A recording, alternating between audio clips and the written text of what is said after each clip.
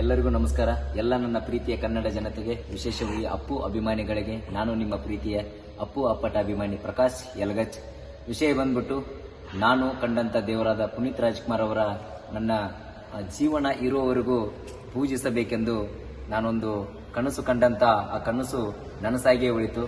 ಆದ ಕಾರಣ ಆ ನನಸನ್ನು ನಾವು ಹೇಗೆ ಮಾಡಬೇಕಪ್ಪ ಅಂತಂದ್ರೆ, ಒಂದು ಪೂಜಿಸುವ ಮೂಲಕ ಆ ದೇವರನ್ನ ನಾವು ನನಸು ಮಾಡ್ಕೋಬೇಕಂತಂದು ಇವತ್ತು ನನ್ನ ಸ್ವಂತ ಜಾಗದಲ್ಲಿ ಯಲಗಚ್ ಗ್ರಾಮದಲ್ಲಿ ದೇವಸ್ಥಾನವನ್ನು ನಿರ್ಮಾಣ ಮಾಡಿದ್ದೇವೆ.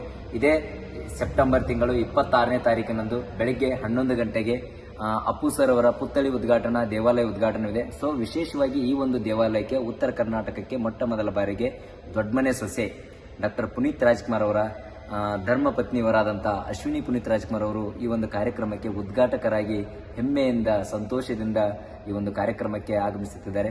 ಸೊ ಅವರಿಗೂ ಕೂಡ ಭವ್ಯವಾದಂಥ ಒಂದು ಸ್ವಾಗತವನ್ನ ಹಾಗೂ ಈ ಒಂದು ಕಾರ್ಯಕ್ರಮವನ್ನ ಜಾತ್ರೆ ಟೈಪ್ ನಾವು ಮಾಡಿ ಒಂದು ಪುನೀತ್ ರಾಜ್ಕುಮಾರ್ ದೇವಾಲಯವನ್ನ ನಿರ್ಮಾಣ ಮಾಡುತ್ತಿದ್ದೇವೆ. ಸೊ ಎಲ್ಲರೂ ಬನ್ನಿ, ಎಲ್ಲ ಅಭಿಮಾನಿಗಳು ಬನ್ನಿ. ನಿಮ್ಮ ಸಹಕಾರ ಸಹಾಯ ಪ್ರತಿಯೊಂದು ಈ ಬಡ ಕಲಾವಿದನ ಮೇಲೆ, ಅಪ್ಪು ಅಭಿಮಾನಿಯ ಬೆನ್ನ ಹಿಂದೆ ನೀವೆಲ್ಲ ನಿಂತ್ಕೊಂಡು ಈ ಕಾರ್ಯಕ್ರಮ ಯಶಸ್ವಿ ಮಾಡಿಕೊಡಿ. ಎಲ್ಲರಿಗೂ ಧನ್ಯವಾದ.